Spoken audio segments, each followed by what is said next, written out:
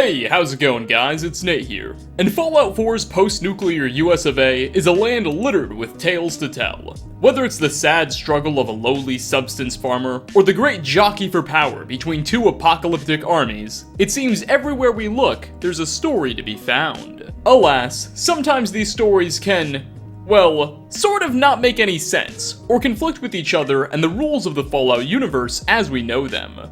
Such awkward paradoxes and contradictions in the game's lore are referred to as plot holes. And boy are there a couple in this game. A while back I did a video exploring some of Skyrim's more notable plot holes, and that did really well and I had a lot of fun. So I figured why not bring this series to the wild wasteland of radioactive Boston, and couldn't think of any good reasons not to. So sit back and relax as we take a look at 5 interesting plot holes in Fallout 4. Starting off, Jet is just one of a large variety of chems featured throughout the Fallout franchise. Its effects have varied depending on the game, but in Fallout 4, Jet can be used to slow down time, as well as gain some rather useful extra agility points. Curiously, it's one of the main chems that was used at Vault 95.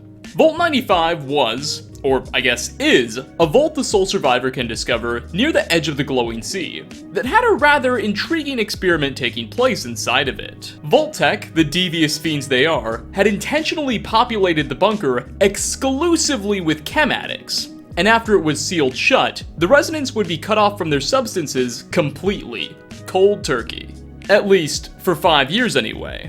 Because after that time had passed, and once most of the addicts by now had recovered, a fresh supply of 15 cases of Jet and Psycho would be revealed to the residents, and Vault-Tec could see how they would react. Long story short, they didn't react very well, and pretty much all overdosed or killed each other over the supply.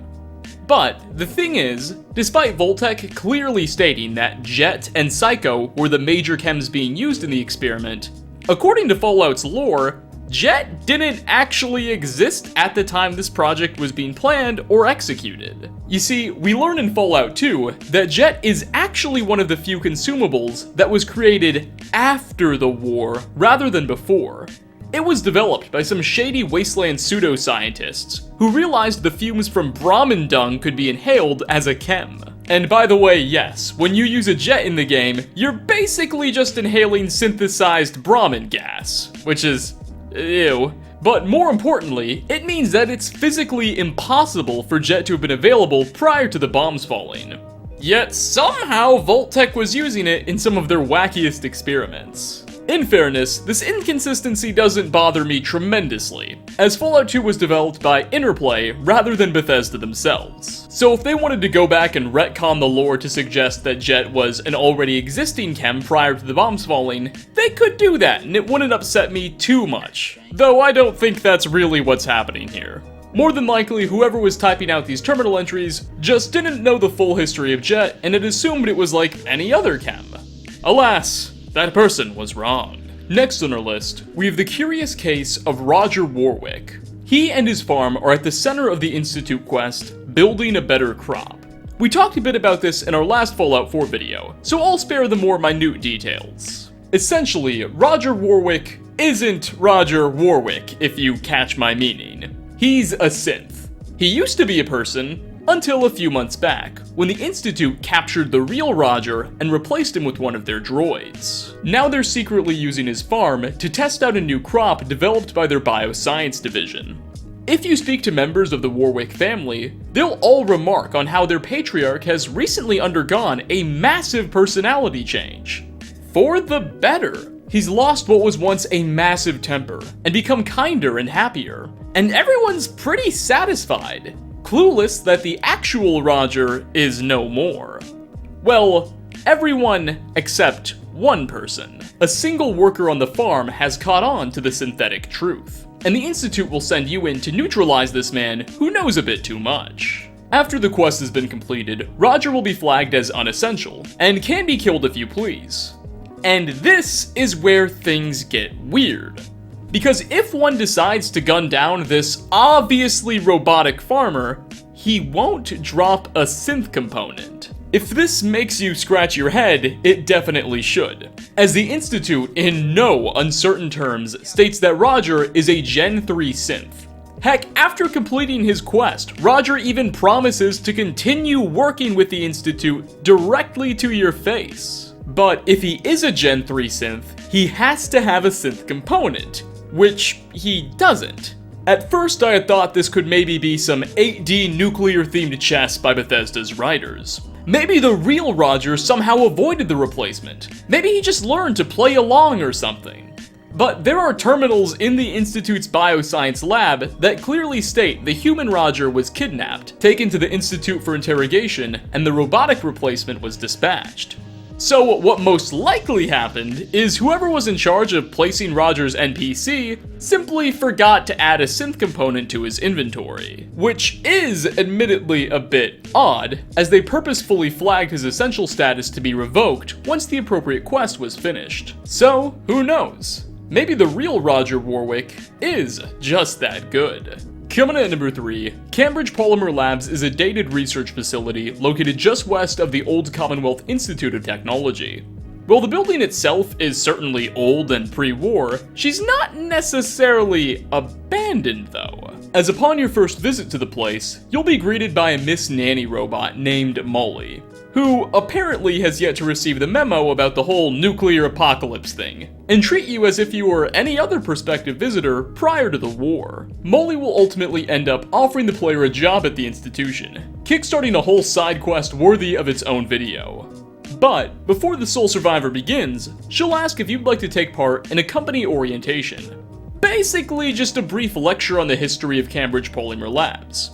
If you agree, you'll be taken to a small room where she does just that. You'll learn about the corporation's founders, its extensive ties to the US military, and, quite importantly, its role in the construction of a Liberty Prime, which went on to liberate the city of Anchorage, Alaska from Chinese occupiers, earning the company much respect from the American public. The research produced here has resulted in several of the components used in the Liberty Prime project that led to the successful defense of Anchorage. Except that's not what happened at all. In Fallout 3, we learned from the Brotherhood of Steel that while the Pentagon was planning to use the automation to save Anchorage, the military ended up developing power armor before he was quite ready. Power armor proved far more successful than anyone's wildest expectations. And that's what ultimately played the deciding role in the United States' recapture of Alaska. And Liberty Prime was never deployed. Instead, it remained buried at the Pentagon. In fact, the US government never even disclosed the existence of Liberty Prime to the general public, making this whole interaction where Molly the robot spends 5 minutes talking about him to any random fellow who just walks in and asks for a job, whether they're going to be a nuclear physicist or a janitor, quite suspicious at best. For fourth spot, this one I feel is almost kind of cheating, because I think most people eventually noticed it. But the second act of Fallout 4's main questline begins at Goodneighbor's memory den, where the synthetic Nick Valentine has Kellogg's old memories loaded into him via a chip we took from Kellogg's body after killing him in the quest before. Kellogg is half robo-person. Anyway, after putting that chip inside of Nick Valentine, we then get inside of a memory den chair and access Kellogg's memories through Nick Valentine. I know, it's kind of complex, but it certainly makes for one of the most interesting moments in the game, as we shift through this man's mind and look for additional information on our son Sean. Well, once you're all done inside of Kellogg's memories and have disconnected from the servers, the next time you speak to Nick, he'll say this. Hope you got what you were looking for inside my head. I was right. I should have killed you when you were on ice. Now, this was undeniably one of the more startling moments in the entire game. It implies that Kellogg still retained some influence over Nick after the machines had been turned off, and really sets the stage for this entire new dynamic with Valentine to be introduced, where we constantly have to be on the lookout for when he's him and when Kellogg's in control. Or at least, it should have. Because never again is this subplot addressed or even brought up. Bethesda just completely drops it from the game, never to be explained. I had expected this moment to be a catalyst for so much more, but instead, nothing ever came of it.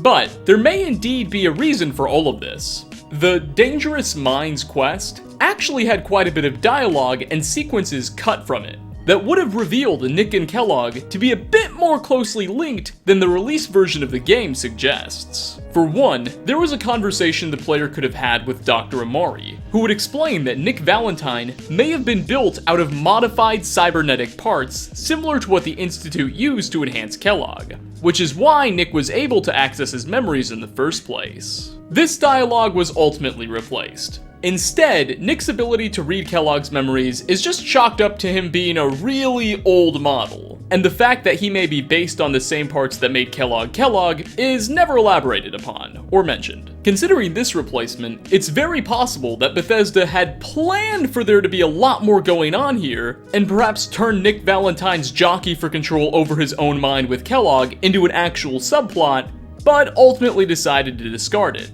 And this dialogue was just left over. Or it could be that this is just the result of somewhat poor writing. You can be the judge. And finally, last on our list, the quest, Kid in a Fridge, is probably among my favorite side quests offered in the game. It begins when you hear the screams of a child coming from a fridge. After you open the door and help the boy out, you realize he's a ghoul, and he says he's been trapped in there for the past 200 years, since the bombs fell. He'll ask that you take him back to his old home, so he can figure out what happened to his family. Spoiler alert, good news! Sort of. His family survived too. They're ghouls as well. And the reunion acts as one of the game's more heartwarming moments.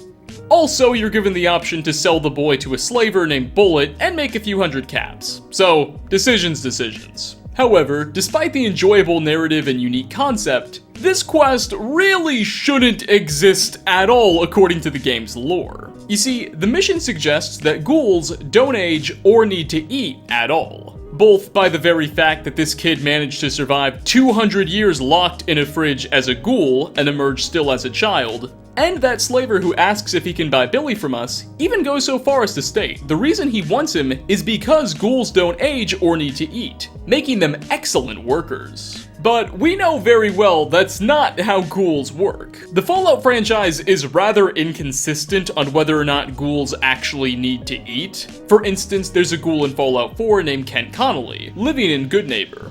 And we can find terminal entries about him that clearly state the locals are trying to keep him fed so he doesn't accidentally starve himself to death. And the Brotherhood of Steel faction even features a side quest where we learn about a soldier who is secretly trying to keep a bunch of feral ghouls from starving to death underneath the Boston airport. So clearly ghouls need to eat or they will starve to death.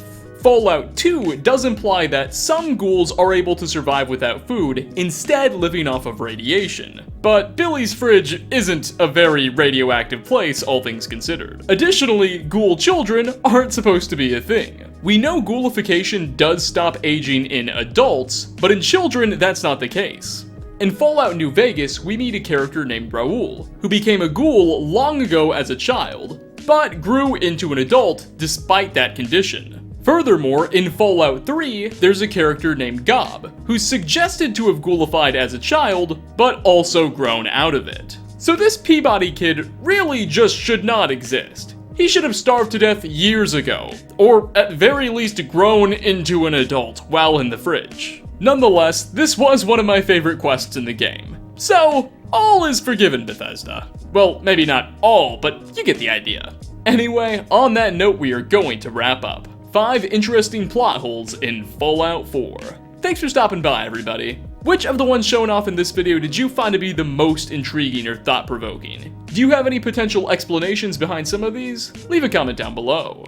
As always, like ratings are very much appreciated. Again, thanks for watching, and I hope to catch you all in my next video. Peace out, everyone.